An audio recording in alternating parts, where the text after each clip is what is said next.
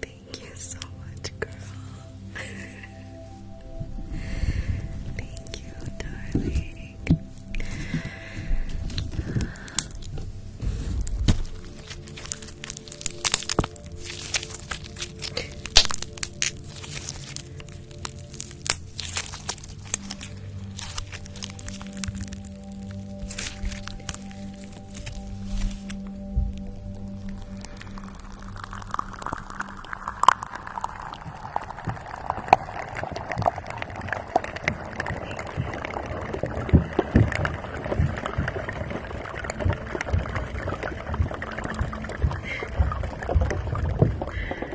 There it is. Thank you, girl, for the dancing cactus. Thank you, lovely. Sassy, I don't know if you knew this, but yesterday something crazy happened. Doja Cat came into the chat. And me being awkward and weird, I was like, what's a Doja Cat?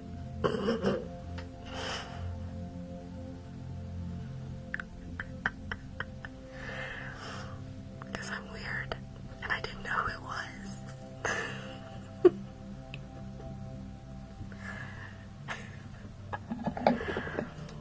It was so embarrassing.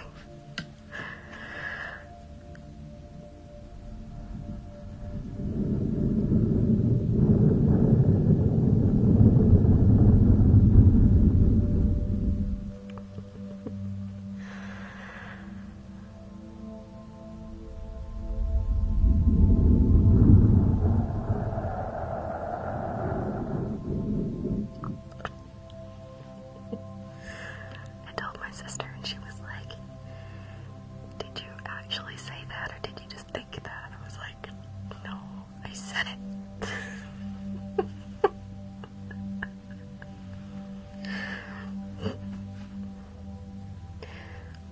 Whatever.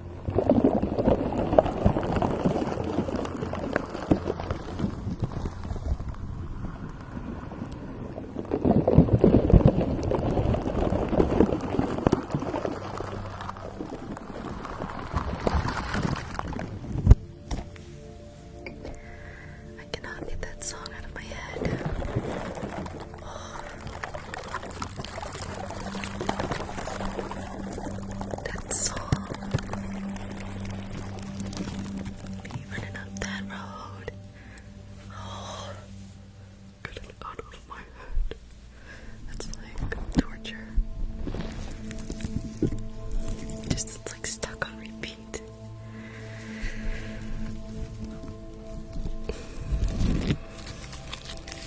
Oh my gosh, we're already at 2:20. Okay. Right. Right then. It's time for thunder.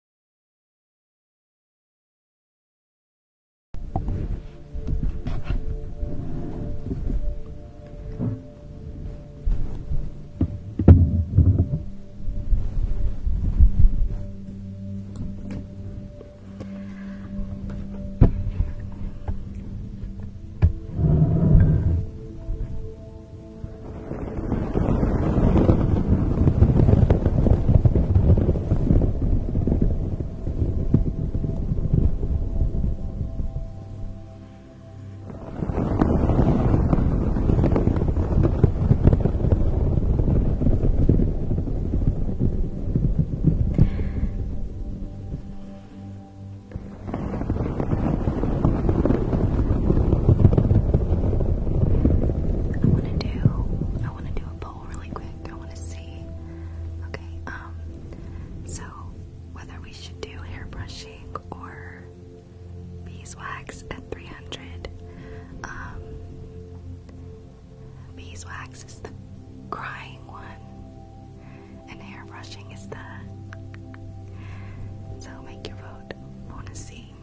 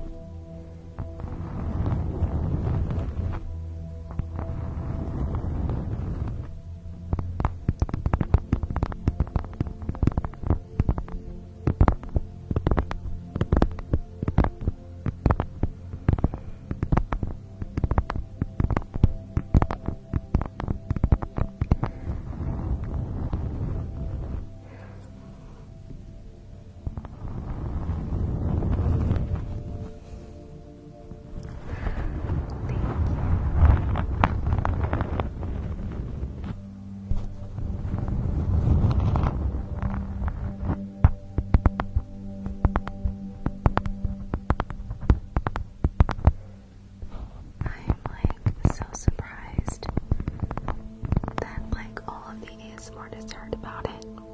To be honest, like, everyone messaged me after my live and was like, I heard Doja Cat was in your life, and I was like, how does everybody know about it?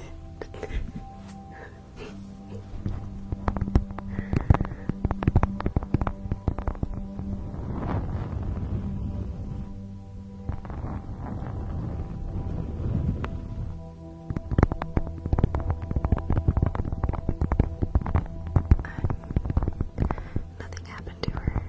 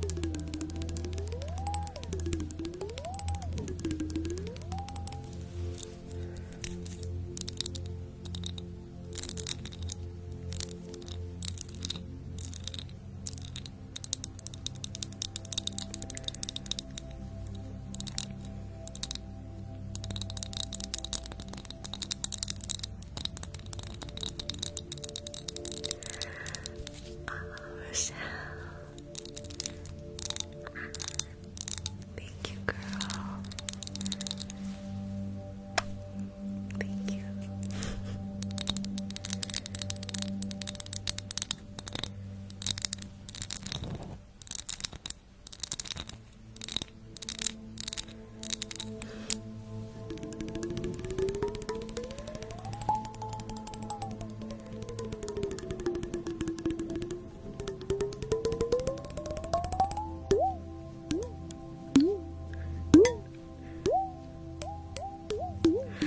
Thank you so much for the seashells.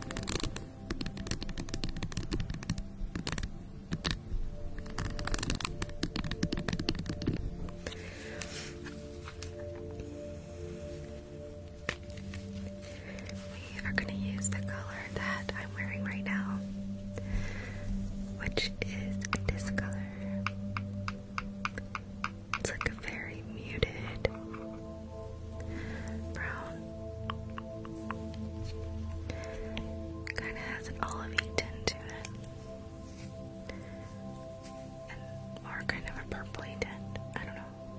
It's very muted.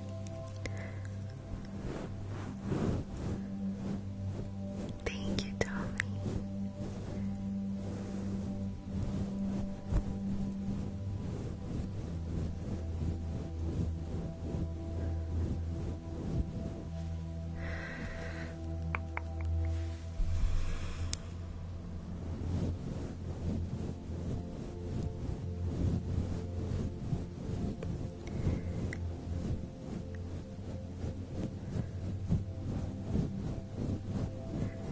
Thank you. Okay. Now I want to add this color, like right in the inside corner.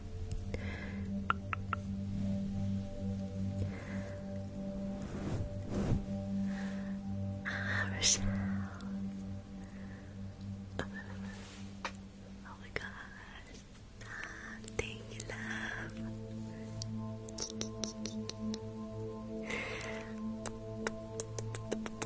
Thank you so much, love. Did we finish this eye? There we go. Thank you so much, Rochelle.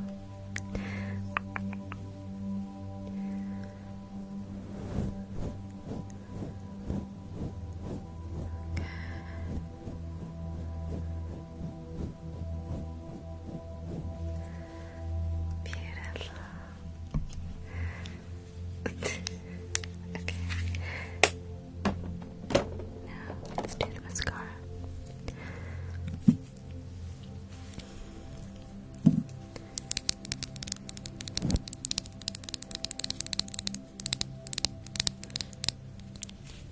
And 600,000 is gonna be Gluestick and hair mousse and shaving cream with Pop Rocks. We're gonna do that at 600. Excuse me. Okay. Alright, go ahead and blink. Blink. Blink. Blink. Blink. Blink. Blink.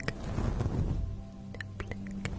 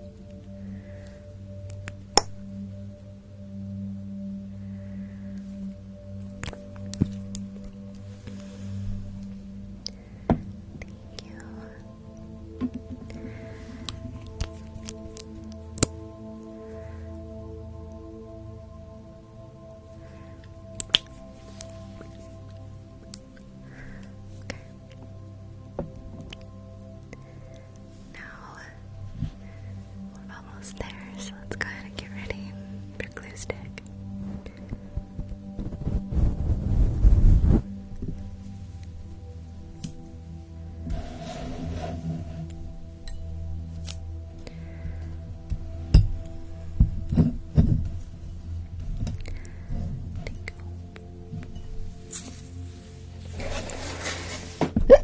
Excuse me.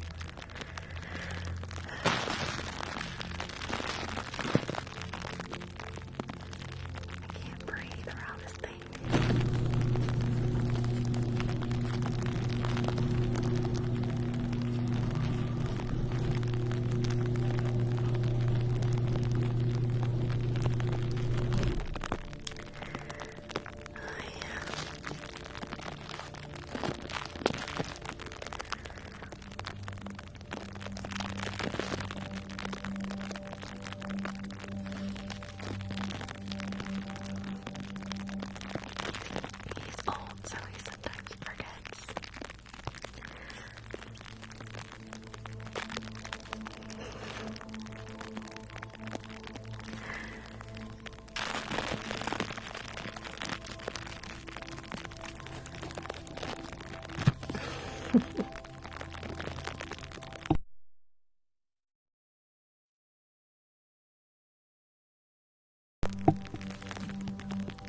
you too, Rochelle. Thank you so much.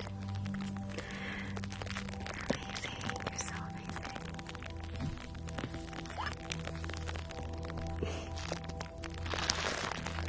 The garage door.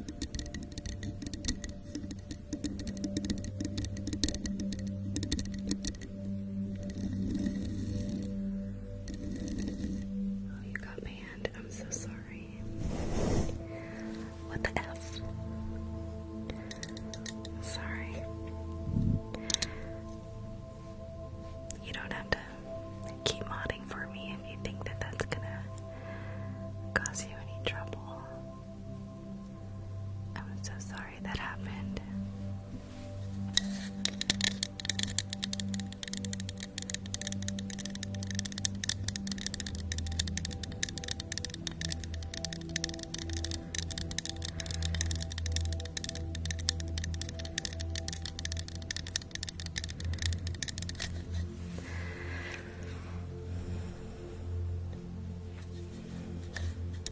Yeah, that's the spirit.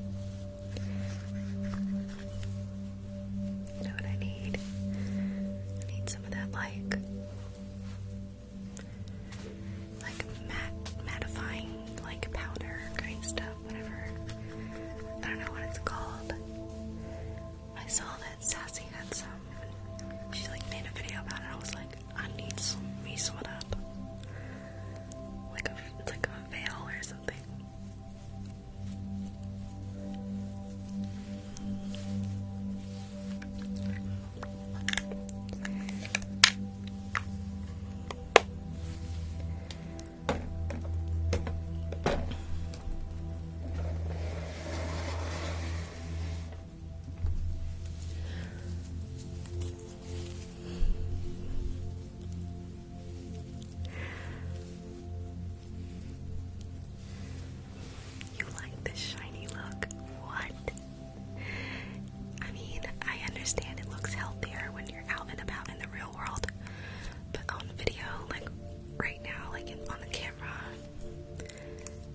in my opinion, it looks better when you put the mattifying stuff on, because the lights like shine on your face and it makes you look super shiny.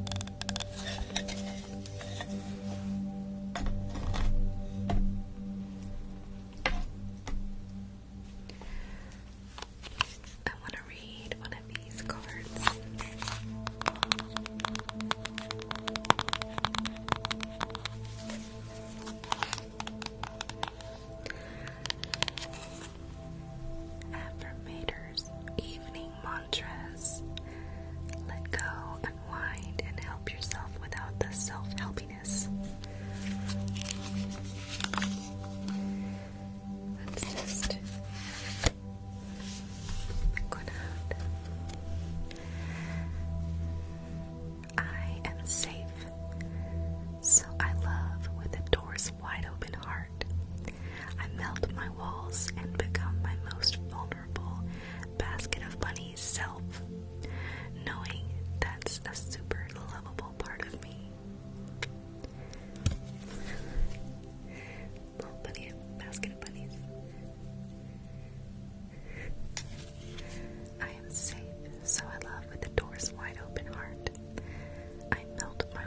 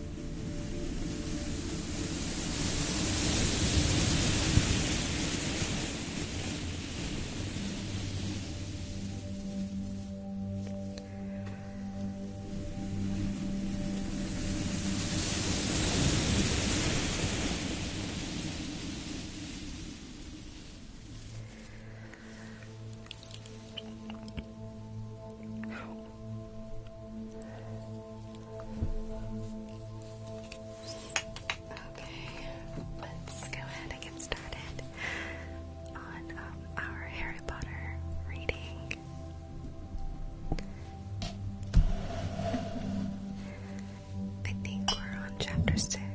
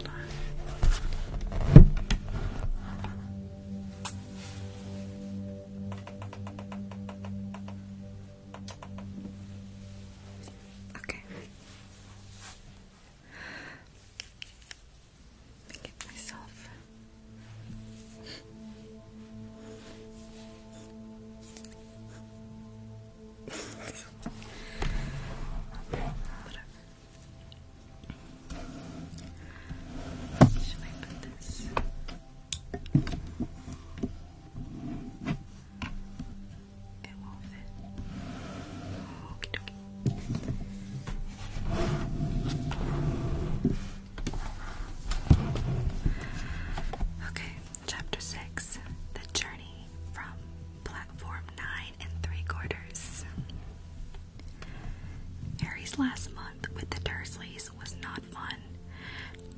True, Dudley was now so scared of Harry he wouldn't stay in the same room, while Aunt Petunia and Uncle Vernon didn't shut Harry in his cupboard, force him to do anything, or shout at him. In fact, they didn't speak to him at all. Half terrified, half furious, they acted as though any chair with Harry in it were empty. Although this was an improvement in many ways, it did become a bit depressing after a while. Harry kept to his room with his new owl for company. He had decided to call her Hedwig, a new name he had found in a history of magic. His school books were very interesting. He lay on his head and he lay on his bed reading late into the night, Hedwig swooping in and out of the open window as she passed, as she pleased.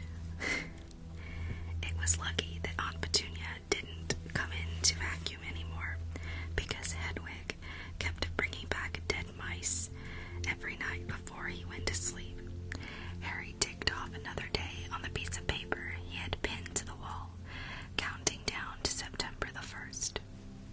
On the last day of August, he thought he'd better speak to his aunt and uncle about getting to King's Cross Station the next day.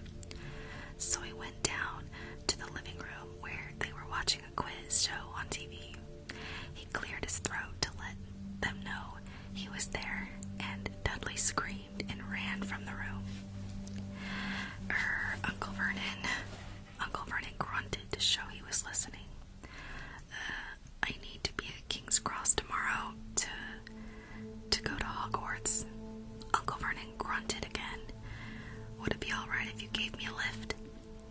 Grunt. Harry supposed that meant yes. Thank you. He was about to go back upstairs when Uncle Vernon actually spoke. Funny way to get to a wizard's school, the train. Magic carpets all get punctures, have they? Harry didn't say anything. Where is this school, anyways? I don't know, said Harry, realizing this for the first time. He pulled the ticket Hagrid had given him out of his jacket pocket.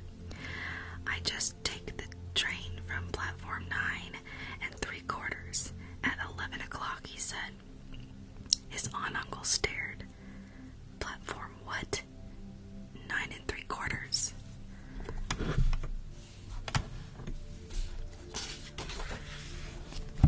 Don't talk rubbish, said Uncle Vernon. There is no platform 9 3/4. It's on my ticket. Barking, said Uncle Vernon. Howling mad, the lot of them. You'll see. You just wait. All right, we'll take you to King's Cross. We're going up to London tomorrow anyways, or I wouldn't bother. Why are you going to London? Harry asked, trying to keep things friendly. Taking Dudley to the hospital, growled Uncle Vernon. Gotta have that ruddy tail removed before he goes to Smeltings. Harry woke at 5 o'clock the next morning, and he was too excited and nervous to go back to sleep. He got up and pulled on his jeans because he didn't want to walk into the station in his wizard's robes. He'd change on the train. He checked his Hogwarts list again and again to make sure he had everything he needed, saw that Hedwig was shut safely in her cage, and then paced the room, waiting for the Dursleys to get up. 2 hours later, Harry's huge, heavy trunk had been loaded into the Dursleys' car. Aunt Petunia had talked Dudley into sitting next to Harry, and they had set off. They reached King's Cross at 10:30. Uncle Vernon dumped Harry's trunk into a cart and wheeled it into the station for him. Harry thought this was strangely kind, until Uncle Vernon stopped dead, facing the platforms with a nasty grin on his face. Well, there you are, boy. Platform 9, platform 10. Your platform should be somewhere in the middle, but they don't seem to have built it yet, do they? He was quite right, of course. There was a big plastic number 9 over one platform, and a big plastic number 10 over the other one next to it. And in the middle, nothing at all. Have a good term, said Uncle Vernon with an even nastier smile. He left without another word. Harry turned and saw the Dursleys drive away. All 3 of them were laughing. Harry's mouth went rather dry. What on earth was he going to do? He was starting to attract a lot of funny looks because of Hedwig. He'd have to ask someone. He stopped a passing guard, but he didn't dare mention platform 9 3/4. The guard had never heard of Hogwarts, and when Harry couldn't even tell him what part of the country it was in, he started to get annoyed, as though Harry was being stupid on purpose. Getting desperate, Harry asked for the train that left at 11 o'clock, but the guard said there wasn't one. In the end, the guard strode away, muttering about time wasters. Harry was now trying hard not to panic. According to the large clock over the arrivals board, he had 10 minutes left to get on the train to Hogwarts, and he had no idea how to do it. He was stranded in the middle of a station with a trunk he could hardly lift, a pocket full of wizard money, and a large owl. Hagrid must have forgotten to tell him something you had to do, like tapping the 3rd brick on the left to get into Diagon Alley. He wondered if he could get his wand out and start tapping the ticket inspector stand between platforms 9 and 10. At that moment, a group of people passed just behind him, and he caught a few words of what they were saying, packed with muggles, of course.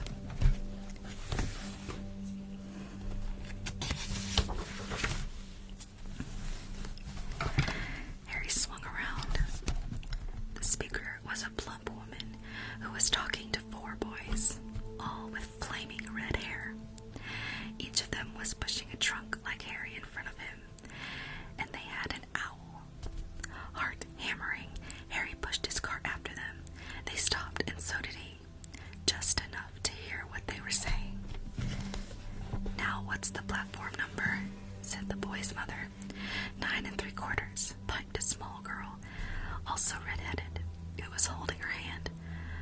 "Mom, I can't go." "You're not old enough, Jenny. Now be quiet." "Oh no," she said. "Mom, can't I go?" "You're not old enough, Jenny. Now be quiet."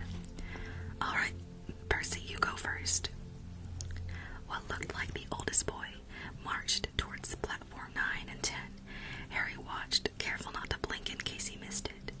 But just as the boy reached the dividing barrier between the two platforms, a large crowd of tourists came swarming in front of him, and by the time the last backpack had cleared away, the boy had vanished.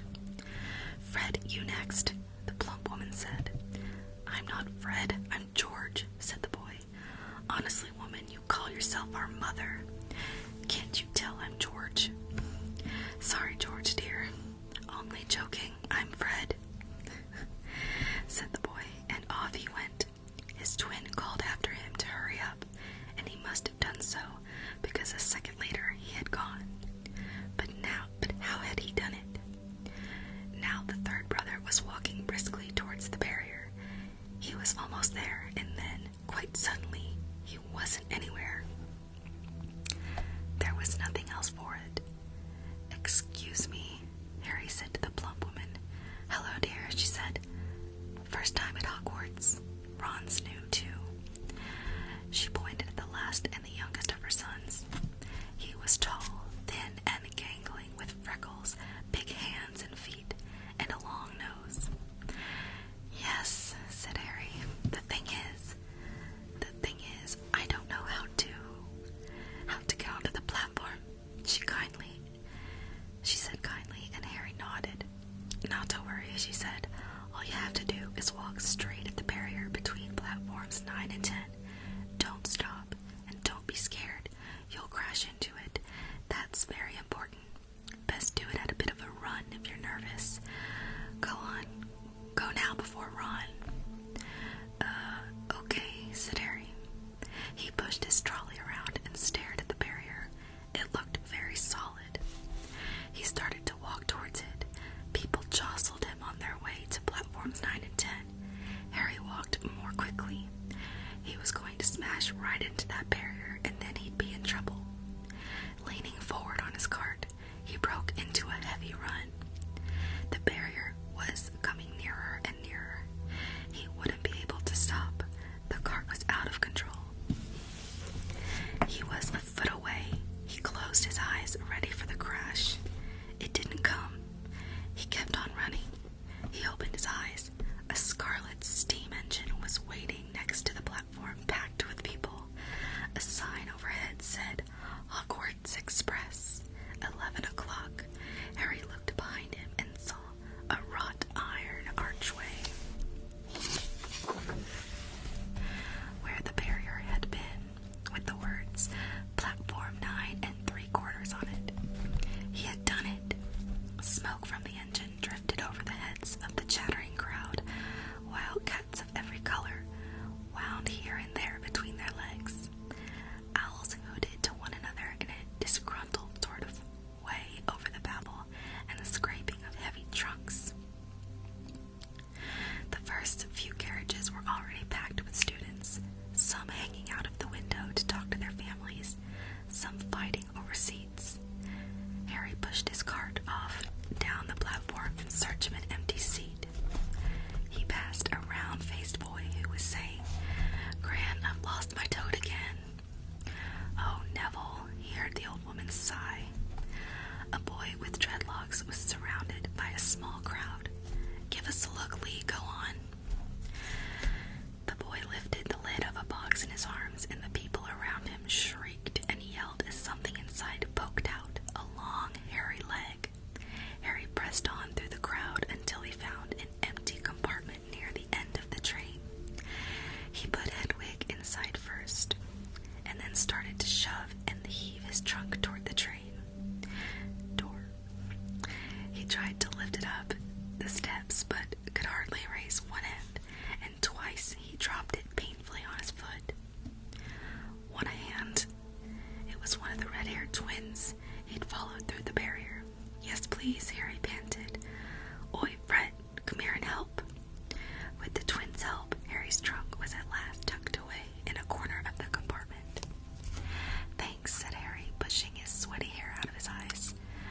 What's that? Said one of the twins suddenly, pointing at Harry's lightning scar. Blimey, said the other twin. Are you? He is, said the first twin. Aren't you? He added to Harry. What? Said Harry. Harry Potter, chorused the twins. Oh, him, said Harry. I mean, yes, I am. The two boys gawked at him, and Harry felt himself turning red. Then, to his relief, a voice came floating in through the train's open door. Fred, George, are you there? Coming, Mom. With the last look at Harry, the twins hopped off the train. Harry sat down next to the window where, half hidden, he could watch the red-haired family on the platform and hear what they were saying. Their mother had just taken out her handkerchief. Ron, you've got something on your nose. The youngest boy tried to jerk out of the way, but she grabbed him and began rubbing the end of his nose. Mom, off. He wriggled free. This ickle Ronnie got something on his nose, said one of the twins. Shut up, said Ron. Where's Percy? said their mother. He's coming now. The oldest boy came striding into sight. He had already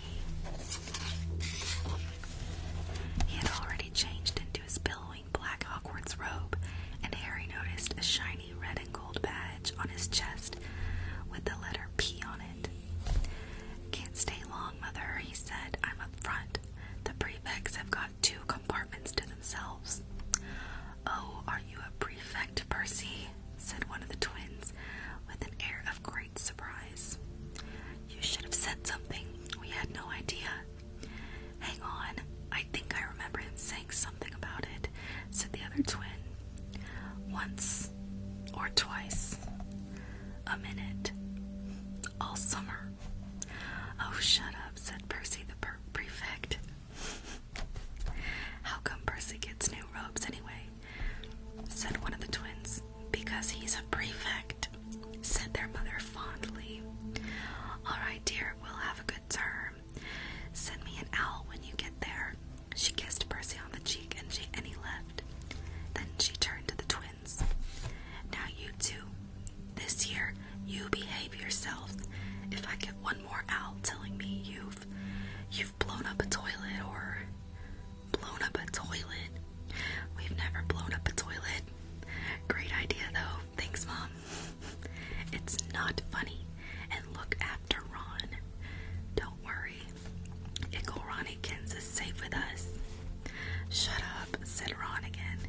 He was almost as tall as the twins already, and his nose was still pink, where his mother had rubbed it. Hey, Mom, guess what? Guess who we just met on the train? Harry leaned back quickly so they couldn't see him looking. You know that black-haired boy who was near us in the station? Know who he is? Who? Harry Potter. Harry heard the little girl's voice. Oh, Mom, can I go on the train and see him, Mom? Oh, please. You've already seen him, Jenny, and the poor boy isn't something you goggle at in the zoo. Is he really, Fred? How do you know? Asked him. Saw his scar. It's really there, like lightning. Poor dear. No wonder he was alone. I wondered. He was ever so polite when he asked how to get into the platform. Never mind that. Do you think he remembers what you know who looks like? Their mother suddenly became very stern. I forbid you to ask him, Fred. No, don't you dare. As though he needs reminding of that on his first day at school. All right, keep your hair on. A whistle sounded. Hurry up, their mother said, and the 3 boys clambered onto the train. They leaned out of the window for her to kiss them goodbye, and their younger sister began to cry. Don't, Jenny, we'll send you loads of owls. We'll send you a Hogwarts toilet seat. George. Only joking, Mom. The train began to move.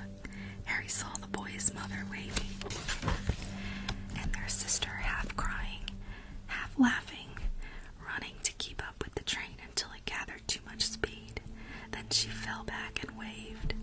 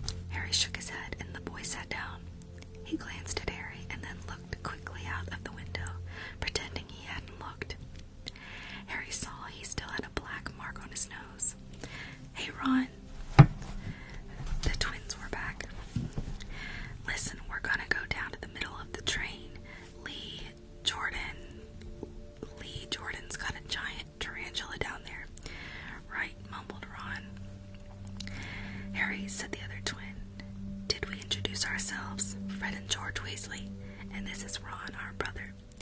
See you later then. Bye, said Harry and Ron. The twins slid the compartment door shut behind them. Are you really Harry Potter? Ron blurted out. Harry nodded. Oh, well, I thought it might be one of Fred and George's jokes, said Ron. And have you really got, he pointed at Harry's forehead. Harry pulled back his bangs to show the lightning scar. Ron stared. So that's where you-know-who? Yes, said Harry, but I can't remember it. Nothing, said Ron eagerly. Well, I remember a lot of green light, but nothing else. Wow, said Ron.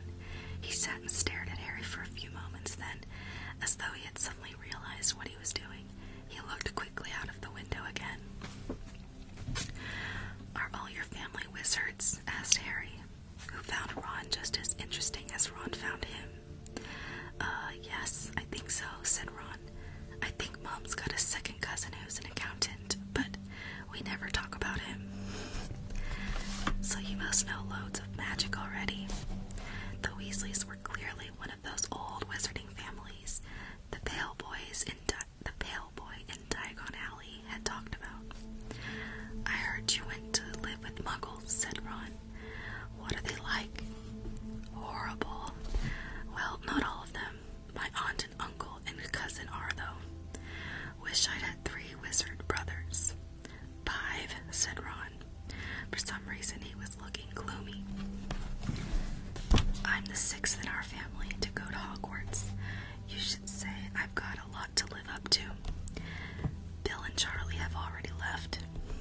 Bill was head boy and Charlie was captain of Quidditch. Now Percy's a prefect. Fred and George mess around a lot, but they still get really good marks and everyone thinks they're really funny. Everyone expects me to do as well as the others, but if I do, it's no big deal. Because they did it first. You never get anything new. Either. With 5 brothers, I've still got Bill's old robes, Charlie's old wand, and Percy's old rat. Ron reached inside his jacket and pulled out a fat gray rat, which was asleep. His name's Scabbers, and he's useless. He hardly ever wakes up. Percy got an owl from my dad for being made a prefect, but they couldn't have. I got Scabbers instead. Ron's ears went pink. He seemed to think he'd said too much because he went back to staring out of the window. Harry didn't think there was anything wrong with not being able to afford an owl. After all, he'd never had any money in his life until a month ago, and he told Ron so, all about having to wear Dudley's old clothes and never getting proper birthday presents. This seemed to cheer Ron up. And until Hagrid told me, I didn't know anything about being a wizard, or about my parents, or Voldemort. Ron gasped. What? Said Harry. You said you know whose name, said Ron, sounding both shocked and impressed. I'd have thought you, of all people. I'm not trying to be brave or anything, saying the name, said Harry. I just never knew you shouldn't. See what I mean? I've got loads to learn. I bet. He added, voicing for the first time something that had been worrying him a lot lately. I bet I'm the worst in the class.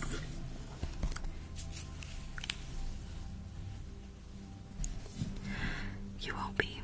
There's loads of people who come from Muggle families, and they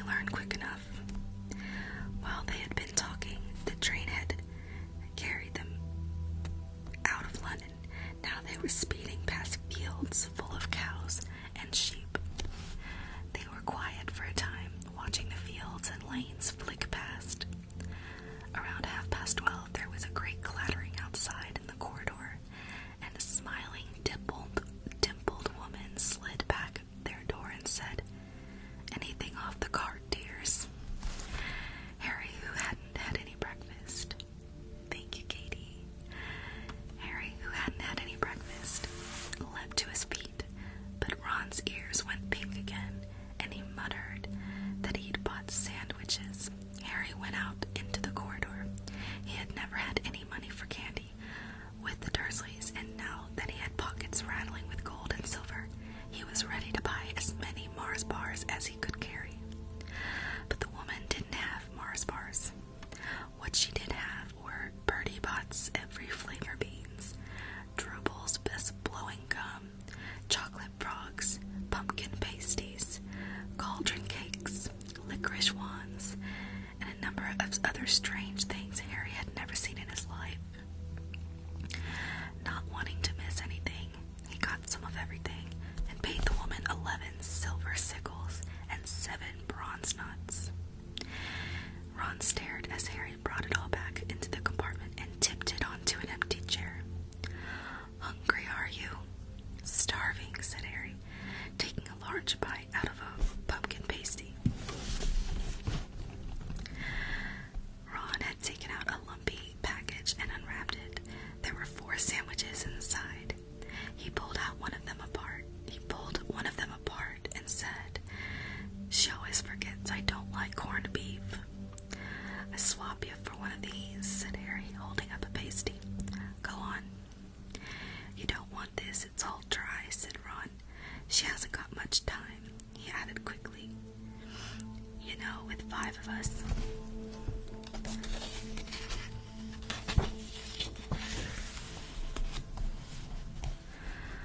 "Go on, have a pasty," said Harry, who had never had anything to share before, or indeed anyone to share it with. It was a nice feeling sitting there with Ron, eating their way through all Harry's pasties, cakes, and candies. The sandwiches lay forgotten. "What are these?" Harry asked Ron, holding up a pack of chocolate frogs. "They're not really frogs, are they?" He was starting to feel like nothing would surprise him. "No," said Ron, "but see what the card is. I'm missing Agrippa." "What?"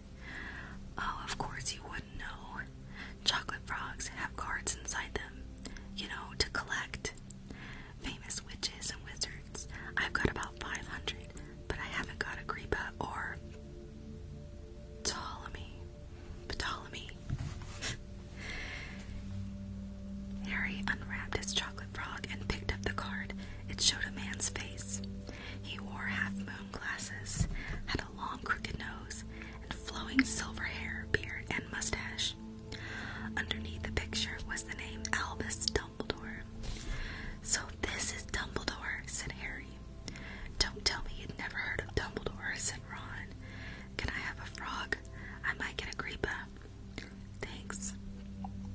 Harry turned over his card and read, "Dark Wizard Grindelwald in 1945 for the discovery of the 12 uses of dragon's blood and his work on alchemy with his partners. Nicholas Flamel, Professor Dumbledore,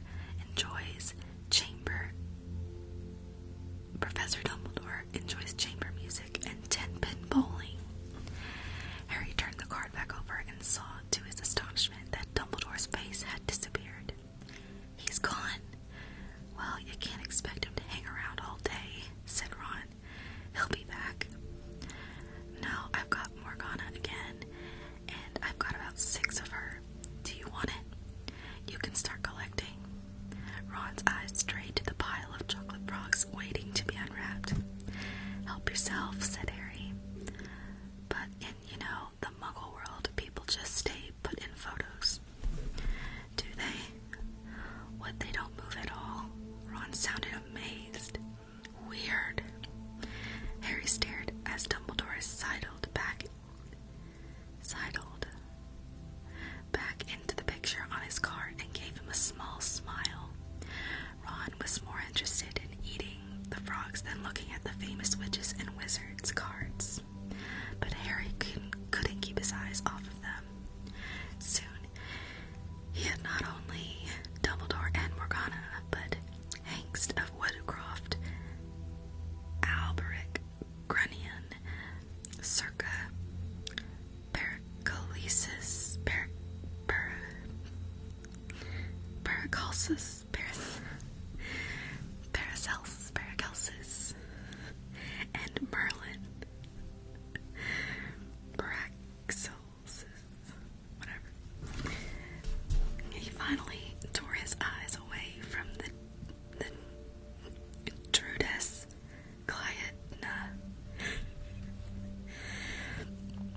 was scratching her nose to open a bag of Birdie Pot's every flavor beans. You want to be careful with those, Ron warned Harry. When they say every flavor, they mean every flavor. You know, you get all the ordinary ones like chocolate and peppermint and marmalade. But then you can get spinach and liver and tripe. George reckons he had a booger-flavored one once.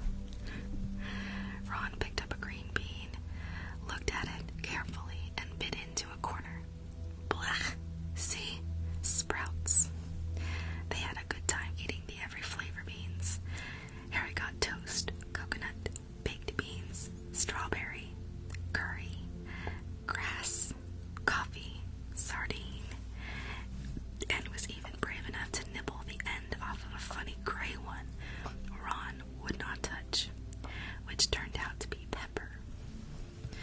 The countryside, now flying past the window, was becoming wilder. The neat fields had gone. Now there were woods, twisting rivers, and dark green hills. There was a knock on the door of their compartment, and the round-faced boy Harry had passed on platform 9 3/4 came in. He looked tearful. Sorry, he said, but have you seen a toad at all? When they shook their heads, he wailed, I've lost him. He keeps getting away from me. He'll turn up, said Harry. Yes, said the boy miserably. Well, if you see him. He left. Don't know why he's so bothered, said Ron. If I'd brought a toad, I'd lose it as quickly as I could. Mind you, I brought scabbers, so I can't talk. The rat was still snoozing on Ron's lap. He might have died and you wouldn't know the difference, said Ron in disgust. I tried to turn him yellow yesterday to make him more interesting, but the spell didn't work. I'll show you, look. He rummaged around in his trunk and pulled out a very battered-looking wand. It was chipped in places, and something white was glintering at the end. Unicorn hair.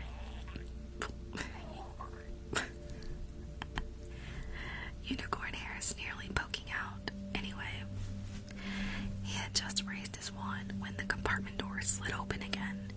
The toadless boy was back, but this time he had a girl with him. She was already wearing her new Hogwarts robes. Has anyone seen a toad? Neville's lost one, she said. She had a bossy sort of voice, lots of bushy brown hair, and rather large front teeth. We've already told him we haven't seen it, said Ron. But the girl wasn't listening. She was looking at the wand in his hand. Oh, are you doing magic? Let's see it then. She sat down. Ron looked taken aback. All right. He cleared his throat. Sunshine daisies, buttermellow, turn this stupid fat rat yellow. He waved his wand, but nothing happened. Scabbers stayed gray and fast asleep. Are you sure that's a real spell? Said the girl. Well, it's not very good, is it? I've tried a few simple spells just for practice, and it's all worked for me. Nobody in my family's magic at all, and it was never such a surprise when I got my letter. But I was ever so pleased, of course. I mean, it's the very best school of witchcraft there is. I've learned all our courses, books by heart, of course.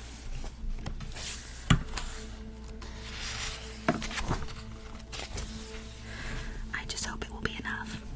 I'm Hermione Granger, by the way. Who are you? She said all this very fast.